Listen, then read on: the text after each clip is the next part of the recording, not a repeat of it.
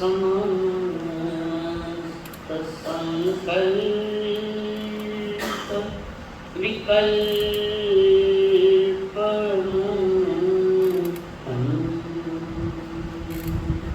स्वभावेन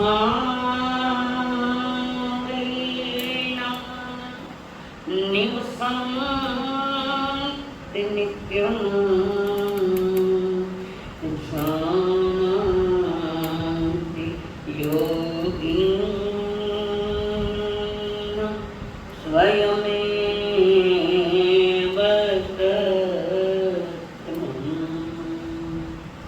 शान्ति योगिन स्वयमेव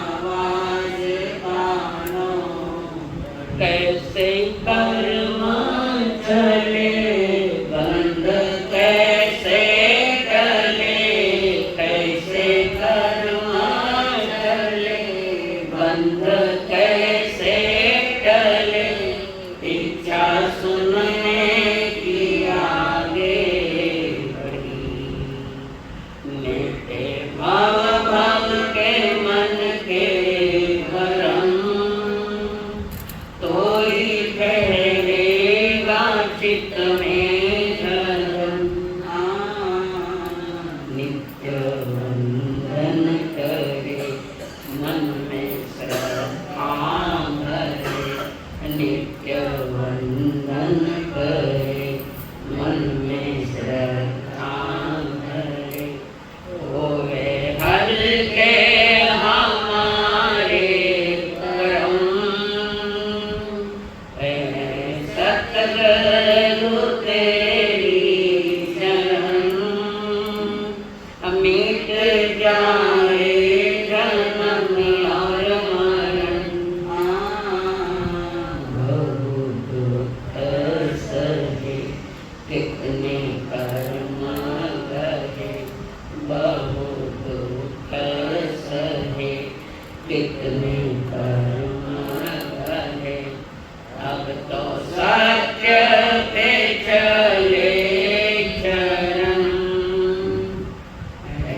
सतगुरु तेरी शरण।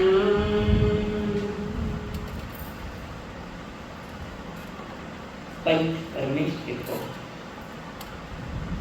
प्रणाम प्रणाम करूं परमात्मा स्वरूप सद्गुरुदेव संयमी जीवन के सहयोगी साधु मंडल जिनमान का जलपान करने के लिए आए हुए देवान प्रियो, आप सभी के भीतर में विराजमान भगवान आत्माओं को मेरा प्रणाम।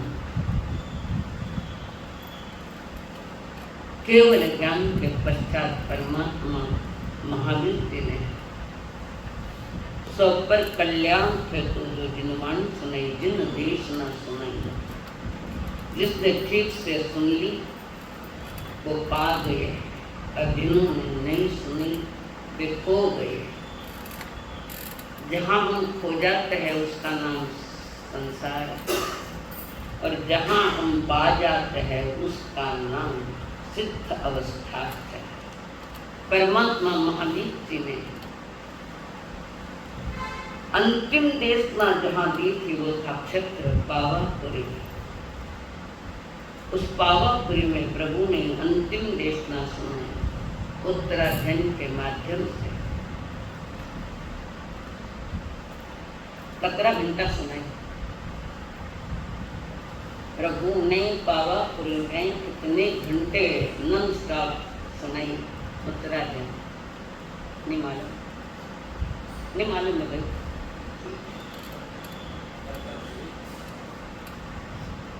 48 आवर्स नॉन स्टॉप, एक भी स्टॉप नहीं। आटे माने 1 घंटो बोले तो मन जीव निकले, 48 घंटे समय। पर कभी कभी ये चिंतन आता है कि भगवान महावीर स्वामी ने 48 घंटे कंटिन्यू जब जिनवाणी सुनाई तो गौतम स्वामी को कब कहा तुम जाओ, पर नॉन स्टॉप है।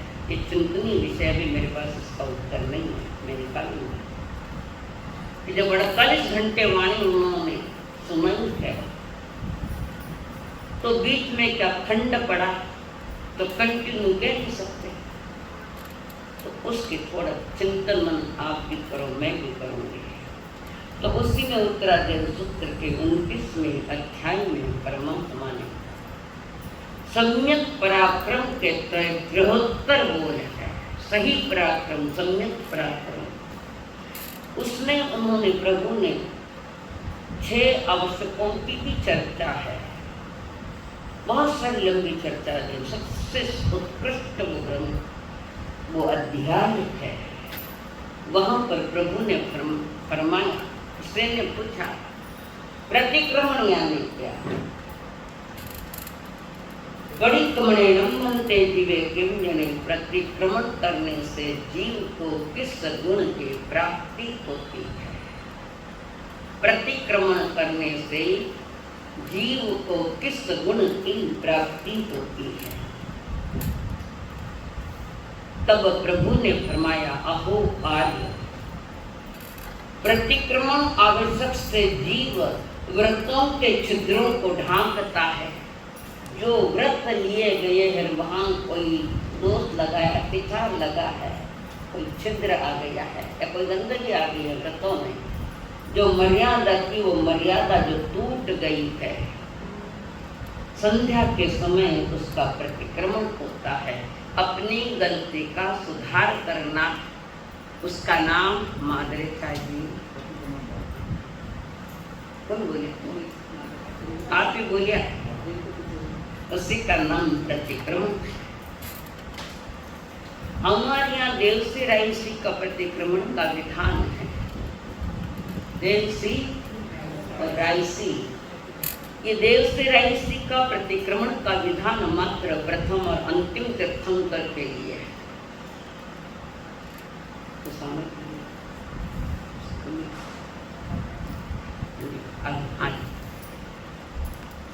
इशारा ही काफी हो गया आपको भी। प्रथम तीर्थंकर और अंतिम तीर्थंकर के समय देव से राय से प्रतिक्रमण होता है, और बीच के जो 22 तीर्थंकर है, 2 से लगाकर 23वें तीर्थंकर, उनके लिए देव से राय से नहीं है। तो कब है? उनके लिए तो जब दोष लगे तब करना। जब दोष लगता है व्रतों में या महाव्रतों में, जिस समय दोष लगता है उस समय, उसी समय प्रतिक्रमण वे कर लेते हैं। उसका भूल चूक सुधार, कभी मन से, कभी वाणी से, कभी काय से कोई भी दोष लगा है तो फौरन ये 22 तीर्थंकर उसका प्रतिक्रमण कर लेते हैं, यानी पश्चाताप कर लेते हैं। छोटे दोष कोई छोटे नहीं होते हैं, छोटा सा बीज है उससे बड़ा वृक्ष बनता है। दोष कोई छोटा नहीं है, दोष सभी बड़े ही बड़े हैं, हम देखते नहीं, वो बात अलग है। तो जिस समय ये 22 तीर्थंकर मन में भी किसी के प्रति ईर्ष्या जाति रोष आया है तो उसी समय वो प्रतिक्रमण करते हैं कि मैंने गलती कर दी, और गलती को सुधार करना उसका नाम प्रतिक्रमण, और पुनः गलती नहीं करना उसका नाम प्रत्याख्यान है। तो प्रभु फरमा रहे कि जो भी प्रतिक्रमण के जो आवश्यक सूत्र है, जीव उन व्रतों में लगे हुए दोष, यानी जो हमने 12 व्रत लिए, 5 मुहूर्त लिए, उसमें कोई दोष लगता है, उसको निकालता है, स्वयं को ढक लेता है। संसारी आत्मा को पहले मन वचन काया को साफ सुथरा रखो, मन वाणी और काया को क्लियर रखो, साफ सुथरा। और साफ सुथरा नहीं रख रहे हैं इसलिए मन भी बाहर जा रहा है, वाणी भी गलत जा रही है, काया का व्यवहार भी गलत जा रहा है। इसलिए प्रतिक्रमण करना आवश्यक है। पर प्रतिक्रमण में जब बैठते हो तो उस समय सूर्योदय से लगाकर या जब आप पेट से बाहर आए वहां से लगाकर प्रतिक्रमण में जब बैठे तो उस समय चिंतन करो कि आज दिन भर में मैंने कौन सी गलतियां की है, मैंने कौन सी भूलें की है, जो मैंने व्रत लिए है उन व्रतों में मुझे कहाँ कहाँ दोष लगा है। करते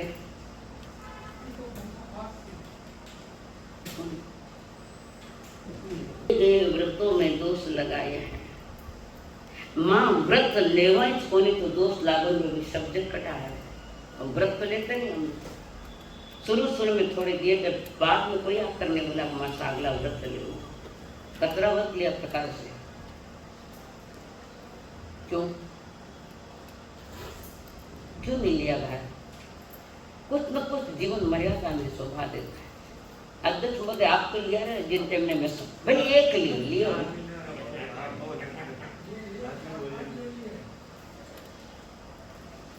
धन्यवाद।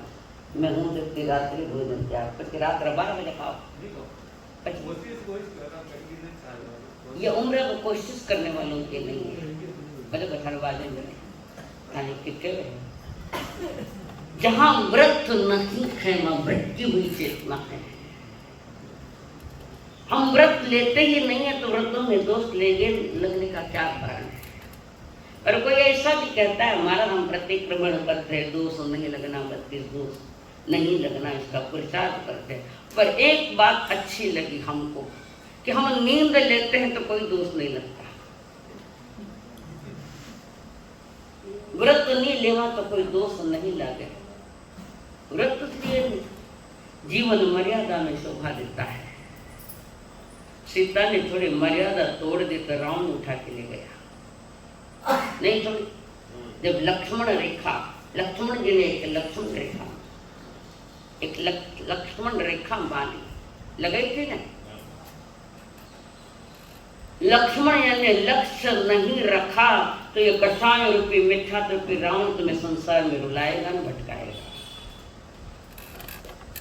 लक्ष्य नहीं रखा, बालों ने स्व के प्रति, निज आत्मा के प्रति अगर लक्ष्य नहीं रखा तो इस संसार में व्यक्त पैर निगोद में जाना पड़ेगा। याद रखो इस बात, समझने की चेष्टा करो। मैं जो समझा रहा हूँ समझने के पीछे बहुत सारी बात है कि मैं प्रतिक्रमण हम रोज जो करते हैं वो अलग चीज है, वो शाब्दिक प्रतिक्रमण है, पर लगे हुए दोषों की आलोचना करना वो अलग बात है।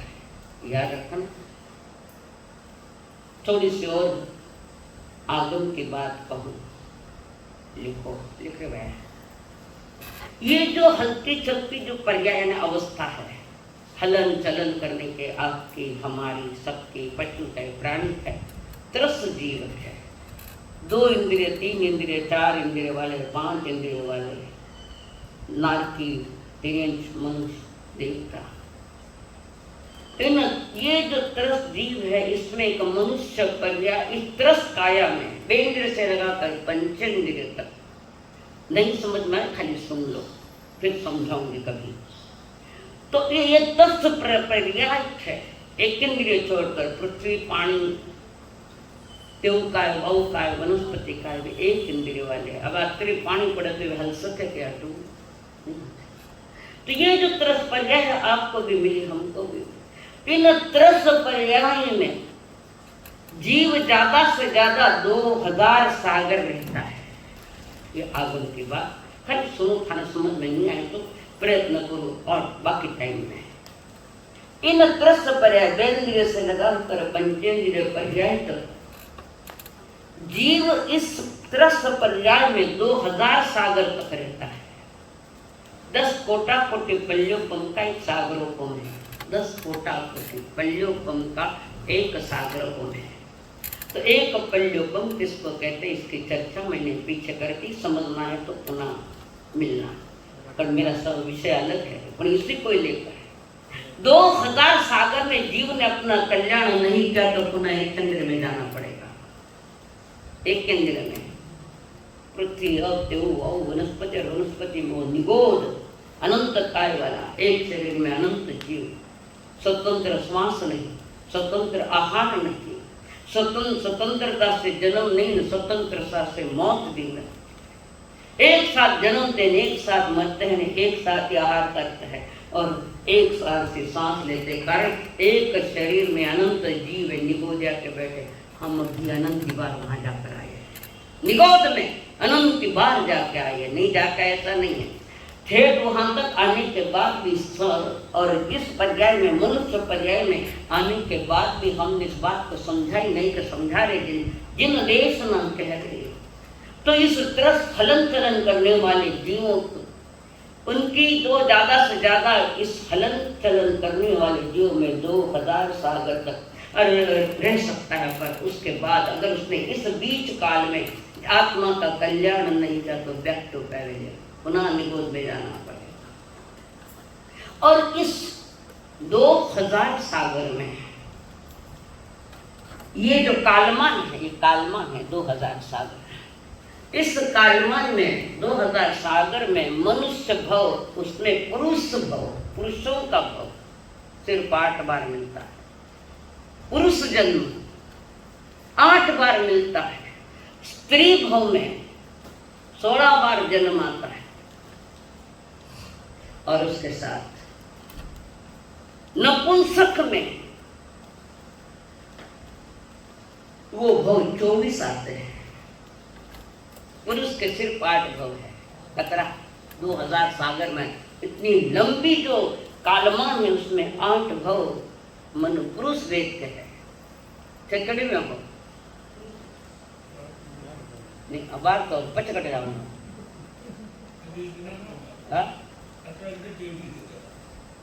नहीं, केवल ज्ञान नहीं पड़ा, समझदारी तो पैदा हो जाए। केवल करना क्या है? मोक्ष जाकर लार याद करी मारे कट गया मोक्ष में। हाँ, तो समझदारी ले लो। संत के चरणों में बैठना बहुत अच्छा है, अच्छा है, खाली व्याख्यान तक नहीं। तो इस 2000 सागर में मनुष्य के, पुरुष के भव 8 है, स्त्री के भव 16 है और नपुंसक के 24 भव है। टोटल 48 भव है इसमें मनुष्य के, भले वो पुरुष, स्त्री और नपुंसक कुछ भी। उसके बाद ये भव तुम्हें मिलना नहीं, तुम लाख कोशिश कर लो। क्यों?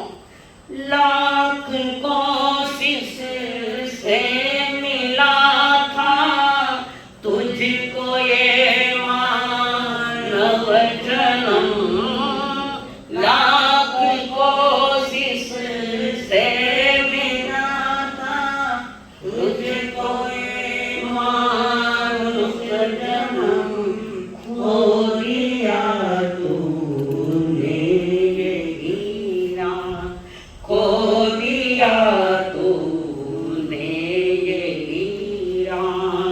विषय में जाने के बाद कौन करता है किसी को, कौन करता है किसी को। यार मर जाने के बाद शोभता कोई नहीं है, फूल मुरझाने के बाद कौन करता है किसी को। याद मर जाने के बाद तुम याद करते रहो, थोड़ी तुम्हें याद करेंगे, तुम याद करते रहो। खो दिया ये जन्म हमने विषयों में जाने के बाद। विषय एक विष के समान है आत्मा के लिए। विषय 5 इंद्रियों के जो विषय है, सुनना, देखना, सूंघना, खाना और अच्छा स्पर्श, ये विषय है। हर इंद्रिय के अपने विषय। देखे जाए तो इंद्रियों का कोई दोष नहीं है। मुनियों का दोष छोड़ देता है। मालिक ने ऑर्डर दिया, भीतर में भाव मन बैठा है, उसने ऑर्डर दिया है, ये सुन। कारण जो ऑर्डर देने वाला वो बाहर की बात मांगता है, वो बाहर की चीजों का डिमांड करता है। इंद्रियों का दोष नहीं, दोष तो स्वयं का दोष है। इंद्रिया क्या करे, तो जड़ है, इंद्रिया जड़ है। उनको संकेत देने वाला भाव मन से द्रव्य मन के पास बात आती है, द्रव्य मन इन इंद्रियों को कहता है जा अब ये सुन, जो कर्म बंधन के कारण के उन बातों को 80 पांचों इंद्रियों के बारे में समझे। तो संध्या प्रतिक्रमण करते हुए, रायसी में भी प्रतिक्रमण करते हुए पहले सोचो कि तुम्हें दोष कहाँ कहाँ लगे थे, जो व्रत लिए उसमें दोष कहाँ लगे थे, उसका चिंतन। फिर वो चौथा तुम्हारा प्रतिक्रमण आ रहा है, प्रतिक्रमण। हमने अपने दोषों को देखने का इतना पुरुषार्थ नहीं किया जो औरों के दोष हम देख रहे हैं, और खुद भूखा रह गया, दूसरा ने बीमारी खुद भूखा रह गया। अच्छी बात हो चाहे बुरी बात, अच्छी बात तो अपनी देखते, बुरी बात औरों के देखते। बस यही तुम्हारा नजरिया बिगड़ा हुआ नजरिया है, नजर बिगड़ी हुई है। बिगड़ी हुई नजर को सुधारने के लिए ज्ञानी कहते पहले सावधान हो जा, और फिर स्वयं के प्रति देख मैंने कहाँ कहाँ दोष लगाया, उन दोषों का परिमार्जन करना, उसका नाम प्रतिक्रमण है। घर आना, बाहर गए घूमने, घर आना, बाहर जाता ना तो खूब आनंद आवे, पर पछ घर ही याद आवे, आवे नहीं आवे। कना घरे तो ये तो ईंट चुनने का घर है, असली घर तो तुम्हारा भीतर में बैठा, उसकी कभी चिंता नहीं की, चिंतन नहीं किया, उसने कभी नहीं किया। प्रतिक्रमण है होश की भाषा, अवेयरनेस, होश की भाषा। जिस समय हम बोलते हैं, हम होश में है या बेहोशी में, या आपका अपना विषय। परिपाटी के अनुसार शब्द निकलते जा रहे, पर वे शब्द में क्या राज है कौन देखता, और क्या मेरे द्वारा हुई भूलों का मैंने परिमार्जन किया कि नहीं किया। प्रभु कह रहे प्रतिशोध की भावना नहीं, प्रतिक्रमण। प्रतिबोध, स्वयं को बोध पाओ, ये प्रतिक्रमण है। इसमें होश होना चाहिए। मैं उठने प्रतिकोण बोलने वाला बोलने अपने बात करे नहीं, कम से कम 8 दिन जो हमारा पर्व महापर्व है, आध्यात्मिक पर्व है, 8 दिनों में भी मौन रख नहीं बैठ सकते। मैं प्रत्येक व्याख्यान दूं उस समय में हो रहे से नहीं तो मंदो वाले बात, मेरा क्या नुकसान है, तुम्हारा नुकसान है, मेरा कोई नहीं। मैं तो फायदे में हूँ, क्योंकि तुम्हें 1 घंटा आध्यात्मिक प्रवचन दे रहे हो। तुम्हारा बेलो उतरे, बेला यानी 5 कहीं कहीं जो प्रायश्चित खाए थे, उपास का प्रायश्चित, 2 उपास का, तो मेरा तो फायदा है। मैं आपको देखकर, आप लोगों को देखकर प्रवचन नहीं कर रही हूँ, मैं तो अपने दोषों को देख रही हूँ, और ये आध्यात्मिक प्रवचन करूँ तो 2-5 उपास करो, प्रायश्चित उतरे है, थाने को सुना है। पर मैं खुद न सुनाऊँ जना फिर सुन ले, वो बात अलग चीज है। तो प्रतिक्रमण है होश की भाषा, और इसमें कोई जोर जबरन या जबरदस्ती नहीं है कि प्रतिक्रमण करो, माँ तो ठिकानों में तो बराबर करो।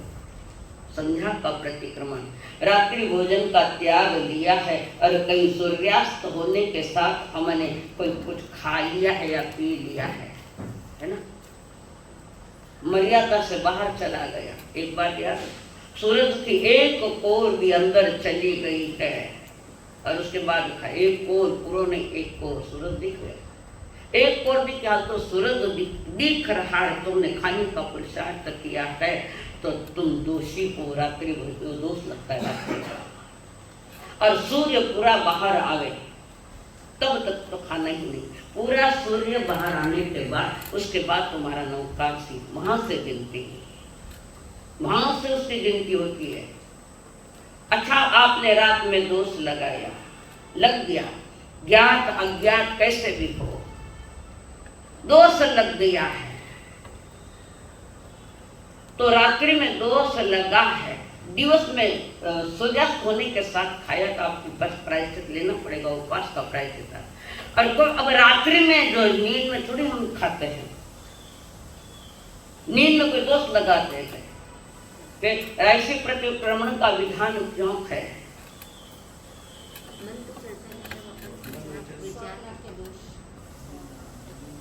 नींद में मैंने भोजन कर लिया, सपने में, नींद में मैंने, मुझे सपना है मैंने भोजन किया है, नींद में किसी के साथ लड़ाई की है, नींद में सपना आया है, ऐसे ही सपना आया अपना ने छोटा सपना कर लिया होना।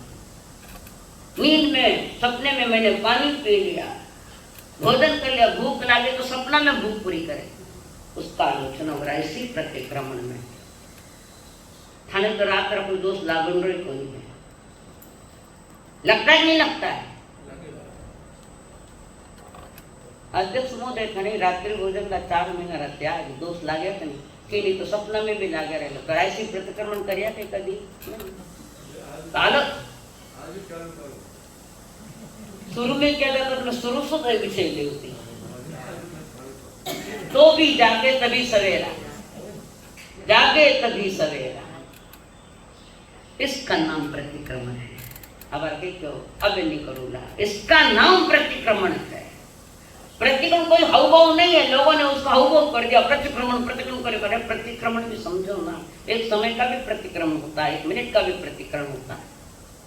थाने में गाड़ी खड़ी ऐसा हो कान पकड़ तो ऐसा नहीं था तो मैं आज तक क्षमा याचना करी, इसका नाम प्रतिक्रमण है। हम संसार में सदा आक्रामक वृत्ति में है, मन हो वाणी हो काया हो किसी से भी हो, बैठे बैठे कर्म मान ले आदमी, बैठे बैठे चुपते अकेले रहते कर्म मान ले, बैठे बैठे याद कर हमारे जमाने में वो थो यूं थो इतना इतना आता तरह पैसा था, तरह बंगला था, तेरे गाड़ी ठीक आज क्या खत्म हो गया विषय। प्रतिक्रमण उसका सार्थक होता है जो वर्तमान में, वर्तमान के समय में पूर्ण जागृत है। सामयिक नोट कर, सामयिक प्रतिक्रमण और प्रत्याख्यान तीनों ही वर्तमान समय के हैं, तीनों ही घटनाएं वर्तमान की है। बोलने में हम बोलते हैं अतीत का प्रतिक्रमण, भविष्य काल का पचकान, वर्तमान की सामयिक ये शाब्दिक प्रतिक्रमण, ये व्यवहारिक प्रतिक्रमण है। यहाँ प्रतिक्रमण सही पर एक वर्तमान समय, तीनों का काल वर्तमान है, तीनों ही घटना एक साथ होती है। थोड़ा जाऊं के डीप में जाऊं, समझ में आएंगे, थोड़ा सा डीप में जाऊं को प्रयत्न करो। वर्तमान मैंने सामयिक ली है,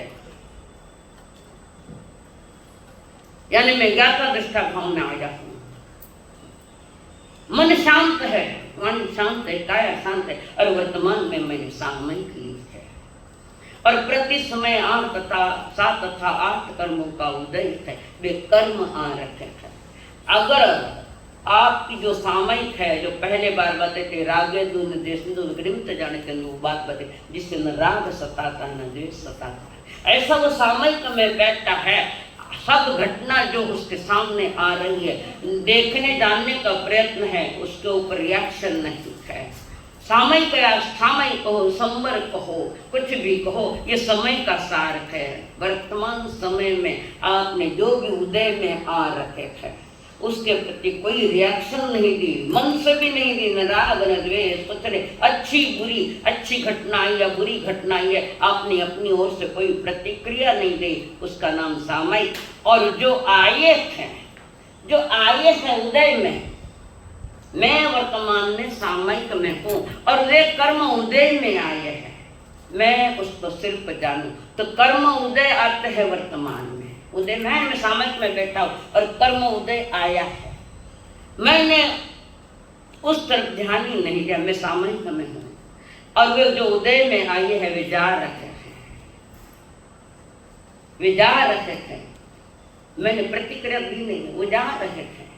तो वो जब जा रहे थे वो, तो समझना ये निर्जरा है मोक्ष मार्ग की, ये मोक्ष मार्ग की निर्जरा। जो कर्म बंधे थे वो जा रहे हैं।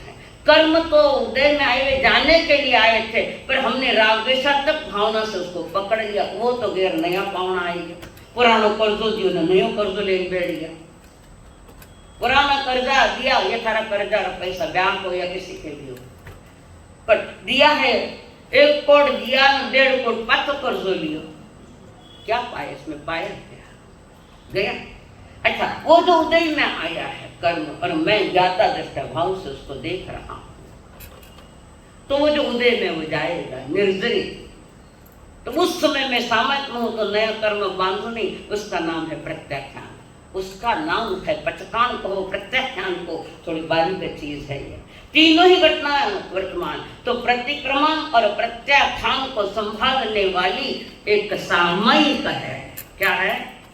सामयिक है, सामयिक का मूल्य है। प्रतिक्रमण पर इतना जोर नहीं दिया, प्रत्याख्यान पर जोर इतना नहीं दिया। प्रभु के तुम्हारी सामयिक सही हो, और उस सामयिक में वो सामयिक अगर स्थिर मन वचन काया स्थिर है, मन शांत है और आप सामयिक कर रखे हैं, कोई दूषित सामयिक नहीं कर रहे।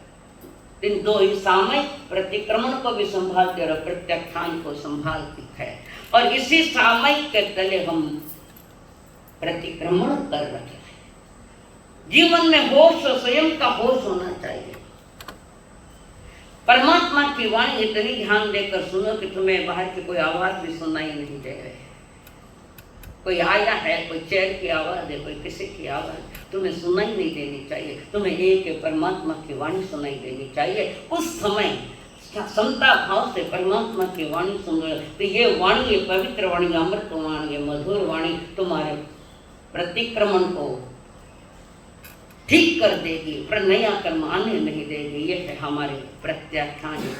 तो चौथे आवश्यक जो है प्रतिक्रमण।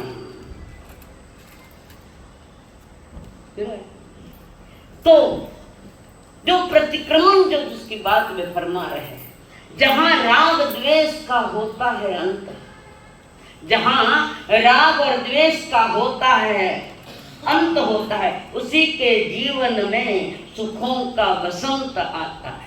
जहाँ राग और द्वेष, न राग है, न द्वेष है, न सुख रूप है, न दुख रूप है, जो भी सामने आ रहा है किसी माध्यम से, धन के माध्यम से, मंगलों के माध्यम से, तुम्हारे शादियों के माध्यम से, कभी सुख आता, कभी दुख आता, दोनों में भी मैं अपना होश संभाल लूँ।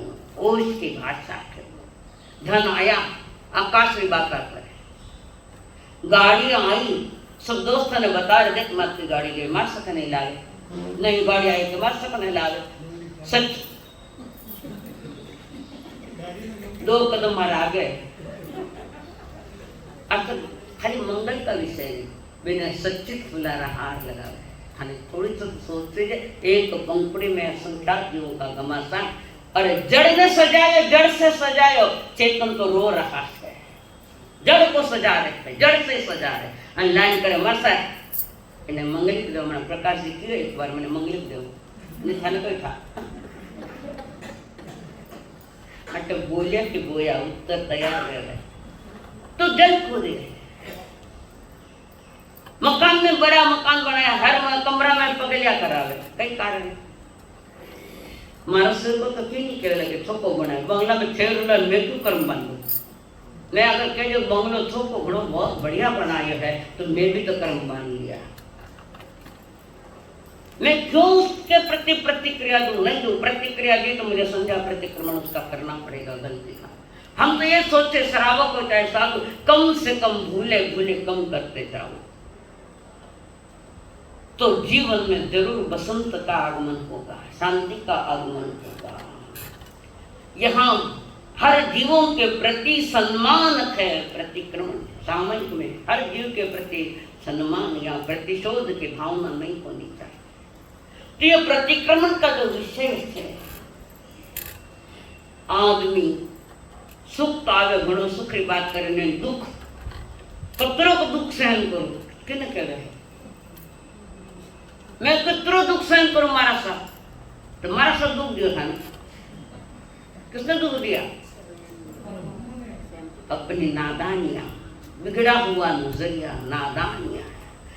दुख है विचारों में अवधूतों ने जान लिया, दुख है विचारों में अवधूतों ने जान लिया, अव्यापाद सुख की सदा निर्लिप्तों का प्यारा है, अव्यापाद सुख की सदा निर्लिप्तों का प्यारा है, डरना भी क्या कष्टों से सद्गुरुओं का नारा है, डरना भी क्या कष्टों से। सरिता सत्संग की लाइन ध्यान से सुनना, सरिता सत्संग की तट पहुँचा प्यासा, सरिता सत्संग की तट पहुँचा प्यासा, धीर भी प्रमाद करे तो, धीर भी प्रमाद करे तो, 84 का फेरा है, धीर भी प्रमाद करे तो, 84 का फेरा है, डरना भी क्या करता। मेरा जनाजा निकला जब, मेरा जनाजा निकला, मेरा जनाजा निकला, पर जनाजे के पीछे वो नहीं निकला, परंतु जनाजे के पीछे वो नहीं निकला। जनाजे के पीछे सब कुछ निकला, मेरा जनाजा निकला, जनाजे के पीछे सब कुछ निकला, किंतु जो निकलना चाहिए था वो नहीं निकला। आत्मा के साथ संस्कार लेकर अगली गति में गया। मेरा जनाजा, मेरा नहीं, सबका ही निकलने वाला है। जो औरों के जनाजे को देखकर अपना जनाजा देख लेता है, जीते जी उसके जीवन में सामयिक प्रतिक्रमण का जन्म होगा, ठीक से अंतर से। मेरा जनाजा निकला, जनाजे के पीछे सब निकला, पर वो न निकला जिसके कारण जनाजा निकला। वो 8 कर्म, वो 7-8 कर्म, सारा बाजार ऊपर से ऊपर भरते जा रहे हैं। हम लोग ज्ञानी कहते प्रतिक्रमण को ठीक से समझो थोड़ा। श्रेणिक महाराज की पत्नी नंदा देवी, महाराजा श्रेणिक की पत्नी नंदा देवी, जिनका एक पुत्र नंदा देव का, क्या नाम है उसका? हाँ, नंदा देवी,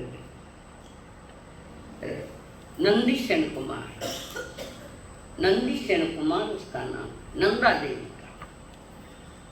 नंदीसेन बाल्य अवस्था में माता पिता का, राजकुमार है, राजघराने का है, तो बाल्यकाल तो आनंद से बीता, खूब आनंद से बीता। संसार के सारी सुविधाएं, जिससे पाप कर्म बंद होता है, उसकी सारी सुविधाएं नंदीसेन के पास है। भरी जवानी आई, बचपन से भी ज्यादा संभालना है तो जवानी, जब तक प्रौढ़ अवस्था नहीं आए तब तक सावधान हो जाना, नहीं तो जवानी में बहुत सारे कितने अनंत गुने होंगे, गलतियां होंगी।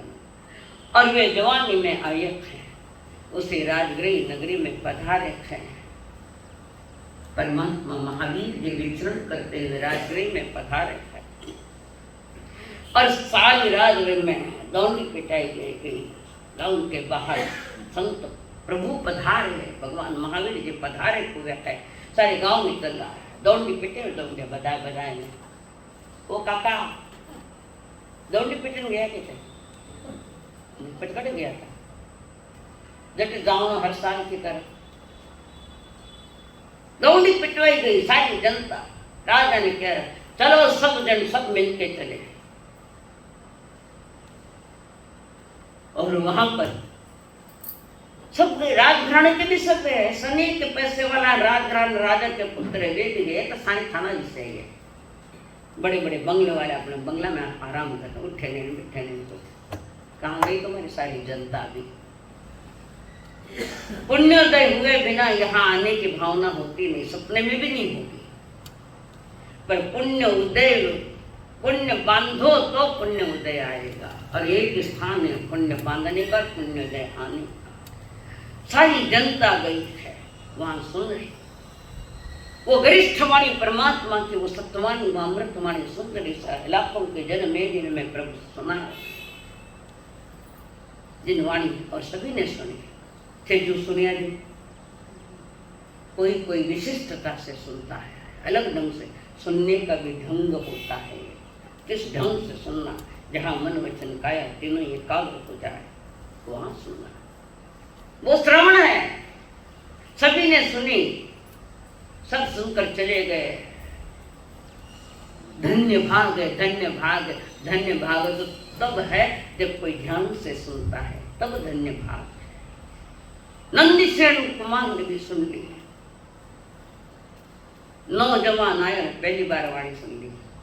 वाणी सुनकर एक वाणी ने उन्हें संसार का सारा नक्शा दिखा दिया कि संसार क्या है। संसार अक्की वाह भक्की वाह है, भगवती माँ का अक्की वाह भक्की वाह है संसार। आग है, आग का भट्टा है संसार, खाने में अभी नहीं होना। कारण वो जहर खाने की आदत पड़ जाती है तो फिर जहर भी कोई असर नहीं करता। ऐसे थाने में सुनने की आदत पड़े तो असर नहीं। कोई भगवान सुनते भी है, ऐसा नहीं है। तो वहां पर नंदीसेन ने भी सुनी। सुनकर भीतर में तहलका मचा है, सारा दिमाग में तूफान उठे है कि ये संसार ऐसा है, मुझे निकलना है। घर आए हैं अपनी माँ नंदा रानी और राजा श्रीनाथ महाराज, उनको निवेदन किया उन्होंने, पिताश्री जी मैंने प्रभु की वाणी सुनी, जिन देशना सुनी, संसार का दिग्दर्शन उन्होंने कराया, संसार का स्वरूप बताया। अब उस स्वरूप को मैंने सुन लिया, मुझे तो घर से निकलना है, मैं दीक्षा लूंगा। माता पिता ने समझाया पर समझा नहीं। दीक्षा लेना ठीक है, मजबूरी में माता पिता ने किया, दे ही दी। बच्चे की जिद थी, रात में सोया है, नंदी से प्रभु के चरण में जाने के सपने देख रहा है। ऐसे सपने देखो कभी कि संतों के चरण में जाने की भावना से मिली। रात में सपने में उनकी कुल देवी सपने में आकर कहा, नंदीश्वर तुम्हें अभी दीक्षा मत लो, दीक्षा अभी ले ली तो चारित्र से भ्रष्ट हो जाओगे, यानी चारित्र तुम्हारा छोड़ जाएगा। तो उसने कुल देवी को कहा, मैं इतना उत्कृष्ट चारित्र पालूंगा, घोर तप करूंगा, काया को कृष्ण कर दूंगा, खूब तपस्या करूंगा, तो संसार के भोगों के भाव मुझे जागेंगे नहीं, कभी नहीं। कुलदेव ने बहुत समझाया पर नहीं माना। दीक्षा ली प्रभु के पास, दीक्षित हो गए। शिविका में बैठ कर ले जाए गए, माता पिता बैठे बीच में, नंदीसेन कुमार बैठे हैं और वो पालकी चल रही है। प्रभु के पास पहुंचे, प्रभु ने देखा और प्रभु को पता था कि ये पड़िवाई होगा। प्रभु को पता था, तो पूछा दीक्षा क्यों दी? कि उसकी नियति में अभी दीक्षा है, उसकी नियति है वो अभी दीक्षा होगी, और वो भी नियति कि वो पड़ेगा, एक उठेगा गिरेगा फिर भी इसी भाव में मोक्ष जाएगा। प्रभु के केवल ज्ञान में वो बात आई थी, उन्होंने कहा नहीं, दीक्षा दे दी। अन्य मुनिराजों के लिए हाथ में पात्र भिक्षाचरी के लिए जा रहे हैं, घर घर भिक्षा लेते हैं, ग्राम अनुग्राम विचर रहे प्रभु के साथ और भिक्षा के लिए भी जाते हैं। ऐसे ही एक दिन वो भिक्षा के लिए गया नंदीसेन जी, और एक घर में भिक्षा के लिए गया। वो नीच गोत्र वाला घर था। नीच गोत्र पैसे से नहीं, वहाँ धर्म नाम की कोई चीज है ही नहीं। वहाँ खाओ पियो सैर करो मौज करो संसार के ये सब। और नंदीसेन का रूप देखकर उस नारी ने खूब हाव भाव की है, यही आदमी फिसल सकता है। तुम स्वयं के साथ कठोरता से रहो, जगत के साथ करुणा से रहो। ये हमारा औरों के लिए कठोरता, स्वयं के लिए औरों के लिए कोमलता, स्वयं के लिए कठोरता, ये महापुरुष ऐसे होते हैं। और उस बाई ने हाव भाव किए। पहले तो मना कर दिया, भिक्षु को मैं साधु को मैं नहीं आऊँगा। नहीं आओ, आप पधारो, आपका स्वागत है इस हवेली में। वो एक नाचन वाली बाई थी, नाचन वाली। थाना गांव में कोई है तो नहीं जय जाने वाला? अतरे झूठ मत बोलो, थाने मालूम नहीं है, मैंने मालूम है सर। फेमस समझे अर्चना ने कुछ मालूम नहीं, मालूम है मुझे। फिर भी अभी भी संभल जाओ, जाते जाते कह लो संभल जाओ, स्वयं के जीवन की सुरक्षा करो, मर्यादा से बाहर मत जाओ। तो वहां पर चक्कर में आ गई नारी, एक नारी के चक्कर में पुरुष थोड़ा भूला बन जाता है, ध्यान चूक जाता है, और नारी की बातों में आ गए। होगा पात्रा बाजू में रख दिया, सुरक्षित रखे, होगा पात्रा। बस नारी के चक्कर में आकर वो वही महलों में रह रहा। और उसने एक संकल्प लिया था, प्रभु के चरणों में एक अच्छा संकल्प ये कह क्या है प्रभु को कि मैं दीक्षा नहीं पाल सकता योग पाठ गुरु को जवान गुरु को दे दिए योग पाठ करे मानस नहीं संभाली है तो हुआ क्या मैं पढ़वाई होना चाहता हूँ दीक्षा छोड़ना चाहता हूँ हुआ क्या संसार का केवल ज्ञान में तो आ ही जाते होने वाला गिरेगा ये चारित्र से कभी भ्रष्ट हो जाए तो कोई बड़ी बात नहीं अपनी श्रद्धा से कभी भ्रष्ट मत होना अष्ट पौड़ में आचार्य कुंद कुंद देव ने एक गाथा रखी है दंसन भट्टा भट्टा दंसन भट्टा नो सिजय चरिय भट्टा नो भट्टा चरिय भट्टा सिजय दर्शन से भ्रष्ट हुए वो कभी मोक्ष नहीं जाएगा दर्शन श्रद्धा विश्वास और जो चारित्र से भ्रष्ट हो जाता है वो मोक्ष जा सकता है और आगम में आज्ञा भी कोई व्यक्ति दीक्षा ली छोड़ दी दीक्षा ली छोड़ दी दीक्षा ली छोड़ दी 3 बार दीक्षित किया चौथी बार दीक्षित नहीं कर अब तो कितनी बार ही दीक्षित कर रहे हुए पता यह ज्ञान दशा है संसार का बड़ा प्रभाव है अभाव का भी प्रभाव संसार का भी प्रभाव है हम स्वभाव में नथी है इसलिए तूफान उठे और वह आनंदी सेन गुरु के पास होगा पात्र लग गया जा उनके पास जिसने पुकारा और वहां पर नंदी सेन आया अभी मुनि नहीं रहे आए पर संकल्प लिया था कि प्रभु सही है मैं गलत हूं रोज 10 जीवों को जब तक मैं प्रतिबोध नहीं करूं मुख में पानी नहीं लूंगा 10 जीवों को प्रतिबोध करके मैं प्रभु के श्री चरण में भेजूंगा मेरे भूल का ये प्रायश्चित में ऐसा ग्रहण करूं श्रद्धा टूट थी अनुभूति का विषय था स्वयं समझ गया था मैं कर रहा हूं वो गलत हो रहा है पर चारित्र मोह का उदय भी ऐसा ही होता है तो वहां पर निर्णय ले लिया गुरु चरणों में गुरुदेव प्रभु रोज 10 दिनों को मैं प्रतिबोध देकर आपके चरणों में भेजू जिस दिन 10 पूरे नहीं तो मैं आ जाऊंगा देखो संकल्प हमें संकल्प क्या है मालूम है संकल्प लेना भी हमें मालूम नहीं अब वो नंदी सेन जी उसके घर थे राग रंग में रलियों में खाना पीना महेश कर रोज 10 जीवों को सवेरे प्रतिबोध देता है तब तक मुंह में पानी भी नहीं लेता है मुंह में भी पानी नहीं सवेरे सवेरे से प्रारंभ हो जाता है कारण कई लोग वहां आते हैं वो नाचन वाली आते हैं उसके साथ उनको नंदी सेन बुलाता बिठाता उनको समझाता संसार का स्वरूप खुद नहीं समझ पाई पर और ने तो समझा यह भी दलाली कम नहीं है कि 10 जीवों को प्रतिबोध देना रोजाना का ये तूफान तब तक मुंह में पानी भी नहीं लिया और उसके बाद एक दिन 9 जीवों को प्रतिबोध दे दिया 10 को समझा रहे समझ नहीं पा सवेरा हुआ दोपहर हुई भोजन का समय भी जा रहा है वो पत्नी कर्म पत्नी धर्म नहीं कर्म पत्नी के भोजन का समय जा रहा है 12 बज गए आ रहा हूँ एक ही रहा एक ही बच्चा मैं आ रहा हूँ और वह भी मान नहीं रहा मैं उसको मनाऊँ वो एक सुनार था सुनार उसको मैं मनाऊँ और उसके बाद मैं भोजन करने शाम का 4 बज गया 4 बज गया वो बार बार बुला रही है कितना समय हो गया घड़ी में 4 बज गए सवेरे से कुछ खाया नहीं है तो मेरा संकल्प पक्का है 10 जीवों को प्रतिबोध देख कर ही मैं भोजन करता हूँ अभी नहीं करूँ 1/10वां नहीं समझ पा रहा उसको बार बार समझ रही वो बहन ने सहज में वो नहीं समझे तो 6 समझ जाओ सरक बाजू में शेर की तरह निकला है पुनः शेर की तरह है छोड़ो उनको वो नहीं समझा 6 समझ जाओ ना